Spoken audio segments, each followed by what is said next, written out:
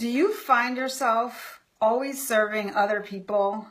Do you see service as your main role here on the planet? And does doing something for yourself really eat at you?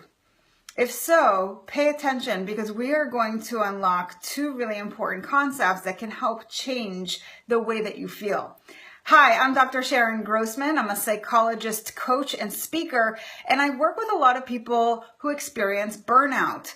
And one of the reasons that they get to that place, not always, but sometimes, is because they don't take care of themselves adequately enough.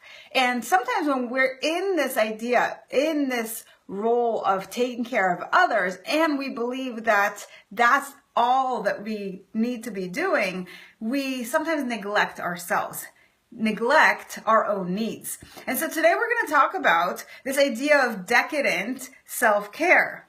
I just worked with a client this morning who talked about how she feels that she's in that role and that doing anything for herself is really decadent, even when it comes to, for example, cleaning out her closet. Now, most of us probably wouldn't see cleaning out our closets as something decadent, but because it's something that is for her and her alone, it feels indulgent. Now, a lot of times people feel this way, especially when they see their role as this very idealistic way of being in the world. My client, for example, thinks of herself as, not that she sees herself in this way, but she really strives to be like Mother Teresa. And as a result, she is more of a martyr. She does things and doesn't take care of herself in the process. She will constantly apologize to people when she's doing lots of great things and doesn't need to apologize. Or she will constantly feel that she's not doing enough, that she's not contributing enough. Now, if this is something that you can relate to, I want you to pay attention to the following. Even if we were to come up with a plan about how you could change your life around and how you can incorporate all these great self-care strategies, the bottom line is, so long as you believe that you don't deserve it, you're probably not going to succeed. What does this mean? What we need to really do first, so step one, is to really change our belief. So what do you currently tell yourself?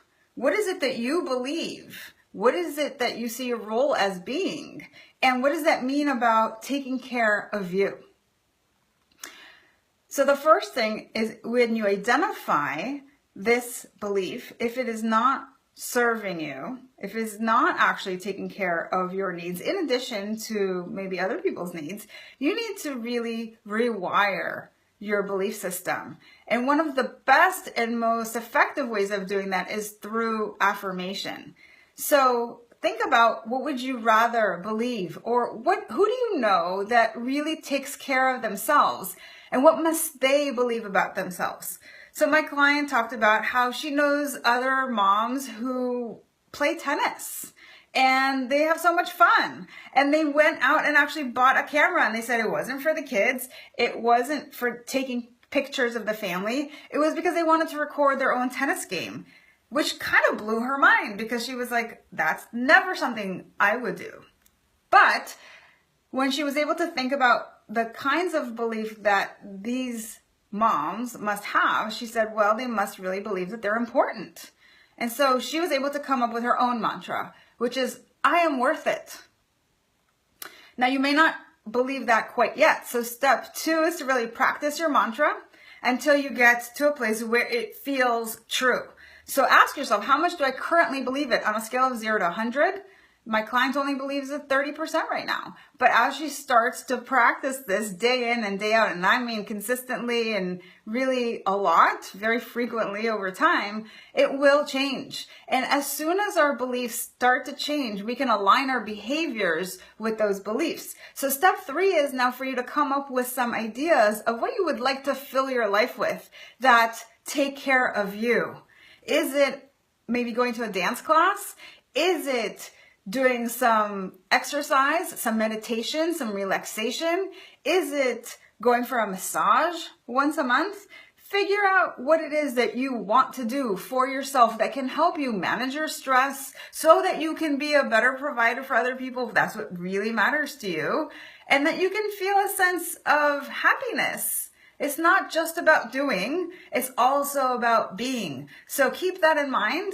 Step one, again, is to really identify what the belief is that you have, and then change it to a belief that's going to work with what you want. Step two is to really practice this belief, and step three is to find the actions that you want to pursue that can help you lead a more fulfilling life. Now, I hope this was helpful. Again, I'm Dr. Sharon Grossman, and if you want more great tips, be sure to visit my website at www.coachingbysharon.com. I look forward to seeing you again next time. Take care. Bye-bye.